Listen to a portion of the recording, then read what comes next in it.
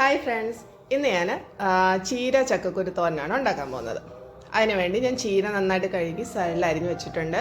ചക്കക്കുരു അതുപോലെ അരിഞ്ഞ് ഞാൻ കഴുകി വെച്ചിട്ടുണ്ട്. അതിനുശേഷം അതിന് അരപ്പിന് വേണ്ടി തേങ്ങ ചിരകി വെച്ചിട്ടുണ്ട്. തേങ്ങ ഉണ്ട്, 2 പച്ചമുളക്, വെളുത്തുള്ളി, ജീരകം, മഞ്ഞൾ ഇത്ര എടുത്തിട്ടുണ്ട്. ആദ്യം ചക്കക്കുരു ഒരു ചട്ടിലോട്ട് ഇട്ടിട്ട് കുറച്ച് വെള്ളവും മഞ്ഞളും ഉപ്പും കൂടെ ചേർത്ത് ഞാൻ വേവിക്കാൻ വെക്കുവാണേ.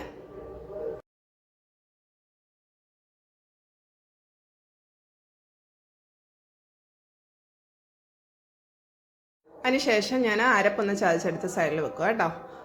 ആദ്യം തേങ്ങ, മഞ്ഞൾ, പച്ചമുളക്, വെളുത്തുള്ളി, ജീരകം ഇതെല്ലാം കൂടെ ഒന്ന് ജസ്റ്റ് ഒന്ന് കറക്കി സൈഡിൽ മാറ്റി വെക്കുക കേട്ടോ.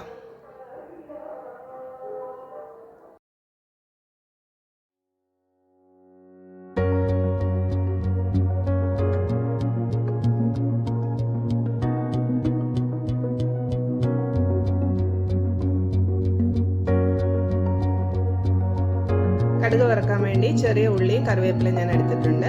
ഒരു ചട്ടി ഞാൻ അടുപ്പത്തോട്ട് വെച്ചിട്ടുണ്ട്. ചട്ടിയിലാണ് ഞാൻ ഉണ്ടാക്കുന്നത്. കുറച്ച് എണ്ണ ഒഴിച്ചു, അതിൽ കടുകിട്ടു, എന്നിട്ട് ചെറിയ ഉള്ളി അരിഞ്ഞതും കറിവേപ്പിലയും കൂടി ഇട്ട് കൊടുക്കുക. അത് നന്നായിട്ട് മൂത്ത് വരുമ്പോൾ നമുക്ക് ചതച്ച് വെച്ചേക്കുന്ന അരപ്പുണ്ടല്ലോ അതിട്ട് കൊടുക്കണേ. ഇവിടെ ചക്കക്കുരു ഞാൻ വെച്ചിട്ടുണ്ടല്ലോ, ചക്കക്കുരു നന്നായിട്ട് വെന്ത് വന്നിട്ടുണ്ട് കേട്ടോ. ഉള്ളി മൂത്ത് വന്നിട്ടുണ്ട്. അതിനുശേഷം ഞാൻ ആ ചതച്ച് വെച്ച അരപ്പുണ്ടല്ലോ അതിട്ട് കൊടുക്കുവാണേ. അതൊന്ന് ചെറുതായിട്ടൊന്ന് മൂത്ത് വന്നതിന് ശേഷം നമുക്ക് ചീര ഇട്ട് കൊടുക്കാം. ചീര ഇട്ട് കൊടുത്തിട്ടുണ്ട്. അതിന് ആവശ്യത്തിനുള്ള ഉപ്പും കൂടെ ഇട്ടിട്ട് ഒന്ന് അടച്ചു വെക്കണം, നന്നായിട്ട് ഇളക്കിയിട്ട്. പച്ചച്ചീരയ്ക്ക് നല്ല വേവുണ്ട്, അതുകൊണ്ടാണ് ഞാൻ അടച്ചു വെച്ചേക്കുന്നത്. വെള്ളമൊന്നും ഒഴിക്കത്തില്ല, നമ്മൾ ആവി വേവിച്ചെടുക്കുകയാണ്. നമ്മുടെ ചീരതോരൻ റെഡി ആയിട്ടുണ്ട്. അതിലോട്ട് ഞാൻ വേവിച്ച് വെച്ചേക്കുന്ന ചക്കക്കുരു ഉണ്ടല്ലോ അതും കൂടി ഇട്ട് കൊടുക്കുക. ഉപ്പൊക്കെ പരുവത്തിനുണ്ടോ എന്ന് നോക്കണം. അങ്ങനെ നമ്മുടെ രുചികരമായ ചക്കക്കുരു ചീരത്തോരൻ റെഡി ആയിട്ടുണ്ട്. എല്ലാവരും ട്രൈ ചെയ്ത് നോക്കണം. നമ്മുടെ ഇപ്പം ചക്കയുടെ ഒക്കെ സീസൺ അല്ലേ, ഇപ്പം ഇഷ്ടംപോലെ ചക്കക്കുരു ഒക്കെ അവൈലബിൾ ആണല്ലോ. എല്ലാവരും ഇങ്ങനെ ട്രൈ ചെയ്ത് നോക്കുക കേട്ടോ.